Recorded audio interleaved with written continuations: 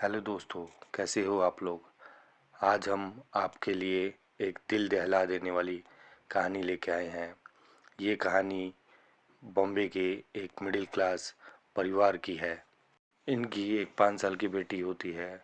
जब ये किशोर अवस्था में पहुंचती है तो अपने दोस्तों के संगत में ये इंटरनेट का इस्तेमाल और ऑनलाइन प्लेटफॉर्म का इस्तेमाल सीख जाती है।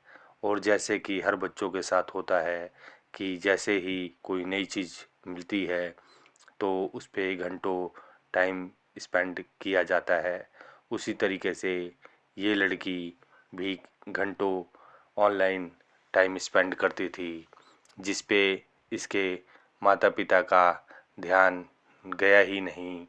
और धीरे धीरे ये एक लड़के के कनेक्शन में आती है और अब ये दोस्ती इनका प्यार में तब्दील होने लगता है। अब ऑनलाइन की दुनिया से बाहर निकलकर एक दिन ऐसा भी आता है कि ये मिलने का डिसीज़न लेते हैं। फिर सिलसिला ऐसे ही चालू होता है। एक दिन इसकी माँ को इस बात की भनक लगती है, अपनी बेटी को धमकाती है और कहती है तेरे पिताजी को पता लगेगा तो वो क्या बोलेंगे।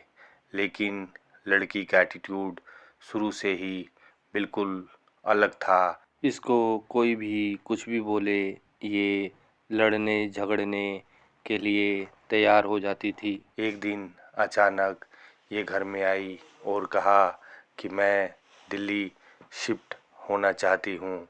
इसका विरोध तो पहले इसकी माँ ने किया, फिर बात नहीं संभली तो उसने अपने पति को इन्वॉल्व किया और फिर माँ बाप ने इसको बहुत समझाने की कोशिश की। लेकिन लड़की अपने जिद पर अड़ी रही। बात इतनी बिगड़ गई कि इस लड़की ने अपना सारा रिश्ता नाता अपने माँ बाप से तोड़कर उस अनजान लड़के के साथ में दिल्ली एनसीआर में आके रहने लगी। अब कुछ वक्त तो इनका बहुत अच्छा बीता, लेकिन फिर इन दोनों के बीच में लड़ाइयाँ शुरू हो गई और अब ऐसा होने लगा कि आए दिन इनके बीच में लड़ाइयाँ होती ही रहती थी। फिर एक दिन इन दोनों के बीच ऐसी झड़प हुई जिसने एक हत्या का रूप ले लिया। उसने लड़की की गर्दन दबाकर हत्या कर दी।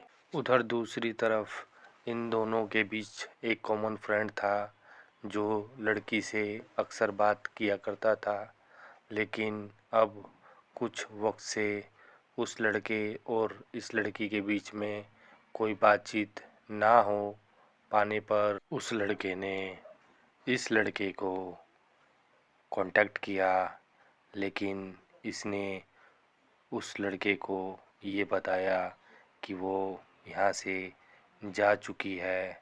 जब दूसरे लड़के ने उसके माता पिता को कांटेक्ट किया तब उसको पता लगा कि वो वहाँ पर भी नहीं गई।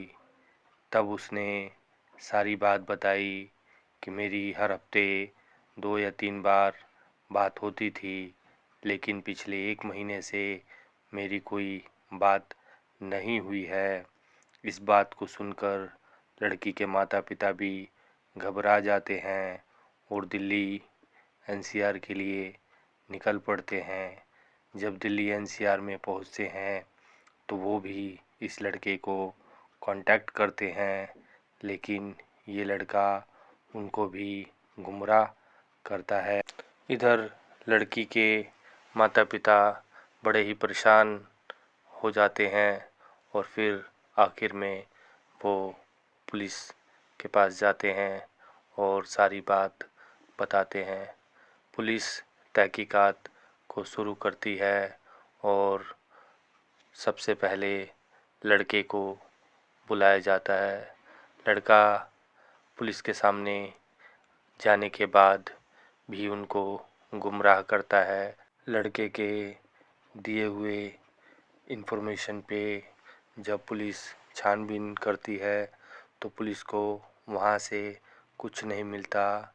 उसके बाद पुलिस जब इस लड़के से सख्ती से पूछताछ करना शुरू करती है तो ये लड़का सच बताने लगता है और बताता है कि इनकी बेटी और मेरी एक रात छोटी सी कहा सुनी पर लड़ाई बढ़ गई और मैं मजबूर हो गया उसका मर्डर करने पर। और मर्डर करने के बाद मैंने उसके छोटे छोटे टुकड़े किए और टुकड़े करके मैंने उसको फ्रिज में रख दिया। तब पुलिस ने पूछा कि क्या तुम मर्डर करने के बाद उसी घर में सोए थे? उसने कहा हाँ, मैं उसी घर में सोया था और रोज़ रात को 12 बजे निकलकर दिल्ली के आसपास के जंगलों में उसके टुकड़े फेंका करता था और मुझे ऐसा करने में 1 महीने का वक्त लगा। तब पुलिस ने जहाँ जहाँ पे उसने उस लड़की के टुकड़े फेंके थे वहाँ वहाँ पे पुलिस इसके साथ गई और लड़की के बॉडी को रिकवर किया।